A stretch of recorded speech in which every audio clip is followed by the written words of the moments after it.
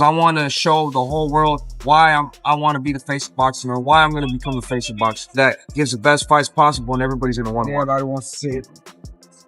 And today's guest is a monster. David, the Mexican monster, Benavidez. You already know. Best in the biz. Former two-time super middleweight champion and WBA light heavyweight champion of the world. I want to show the whole world why I want to be the face of boxing. See the five.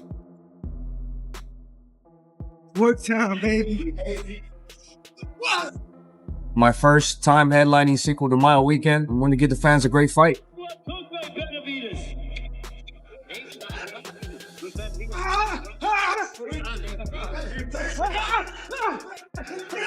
You ain't training how long? You fucking doing great in there. These fights, they're won in the gym. No matter how long you stop boxing, you can't leave the sport for too long. You got like 10 rounds already, bro. You gotta make a comeback. Some good work, bro. Hey, listen, man. Cinco de Mayo, that's what we set on. Cinco de Mayo, it's my brother Benavidez do his thing. Ramirez, Ramirez.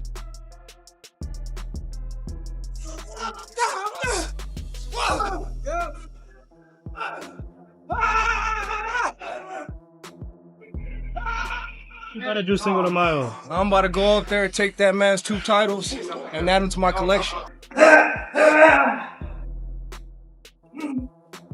Come on, Silva, let's go. Time. Just my mentality since I've been a little kid. I think, you know, my favorite thing to watch as a little kid were the war movies like 300, Troy, Gladiator. My dad made me train since a little kid and like some crazy workouts since a little kid, and I always gravitated towards that. So every time I look at boxing, I don't look at it as a sport. I see it as kill or be killed. Because symbolically, if you lose a fight, that's what happens. Your career dies a little bit. They try to pay you less money. You go all the way to the back of the line. So I see it like that, bro. Like I don't see it as a sport. You know, a lot of people see it as a, you know, punch, move around. I don't see it like that, bro. I'm in there. I'm trying to mess you up every single round, because if I don't do that to you, you're gonna try to do that to me. So I'll be.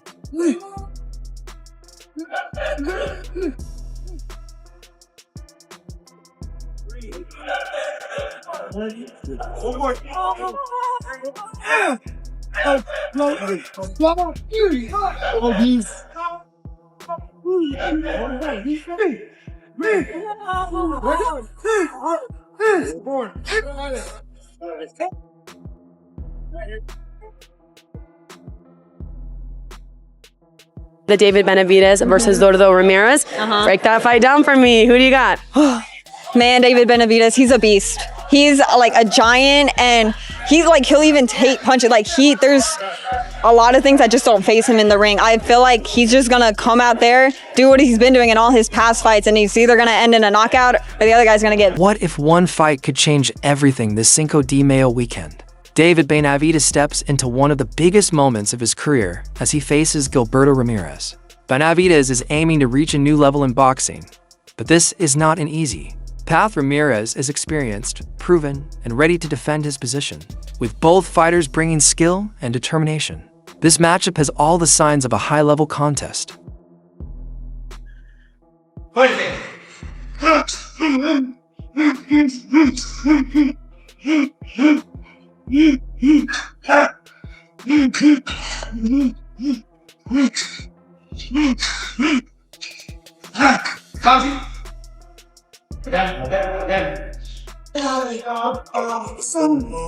don't take shit, got no love, fake this, play tough, fake this, although show up.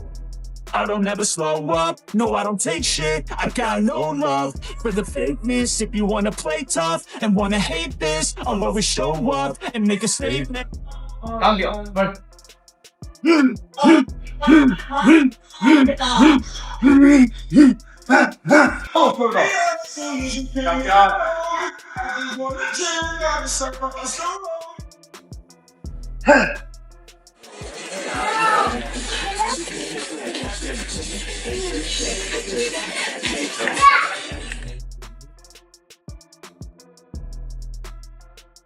I think he will do great because he's a big guy, he's strong. It's interesting to see him in 175. I mean, I want to see him with the best, and I think he can be a world champion. He's my friend, but in the ring, we want to fight with the best, right? And he's one of the best, and I want to fight with the best too. It will be exciting in the ring because it's two Mexicans in the ring.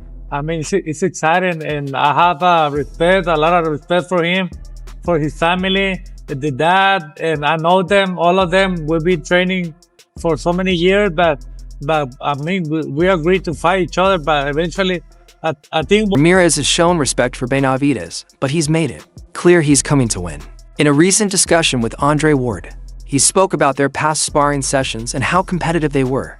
That history adds more intensity to this fight.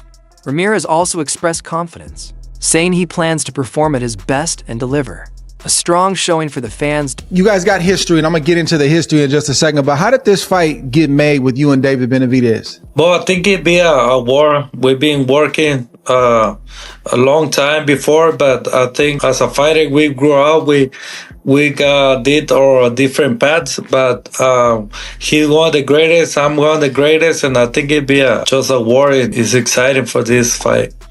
Now, if I'm not mistaken, the first time that you guys sparred was your training camp for your first world title against Arthur Abraham at 168, correct? Yeah, that's correct. So how did those rounds go, or how does the sparring go when you and David Benavidez get in there? Well, it was a pay-per-view sparring, and then we knew one day we would fight each other, and I told him we need to make this fight happen one day, and because, I mean, it was a pay-per-view. This is my last one for now, and I'm gonna let Roy ask a question, but I never wanted to spar guys that I thought I might fight. Right? You can never fully predict it. You never know how things are going to go, but that time is here now for you. He knows a lot about you. You know a lot about him. How are you going to make this work? And how do you fight a guy that has so many sparring rounds under his bag with you? Well, I think it's different on the small gloves and no headgear. I think it'd be an amazing fight. And then, I mean, I want to put a great show. He want to put a great show. Both of us, we want to be a greatest. And then this is the fight that the boxing need to make it, right? This is the fight that all the fans need to see. So you're not worried about the sparring? No. At this stage of his career, Ramírez believes his experience is a key advantage. He shared that years in the sport have prepared him for big fights like this. His training camp is focused on strength, conditioning, and refining his technique for him. This is a major opportunity, and he is determined to make the most of. Zurdo, how do you feel at 34 years of age, you know, and how is training camp different than maybe when you were in your 20s? Well, it's been long ride in this sport.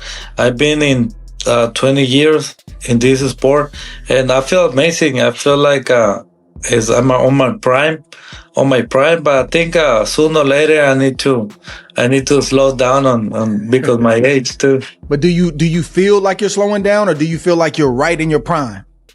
No, I feel right on my prime. Yeah.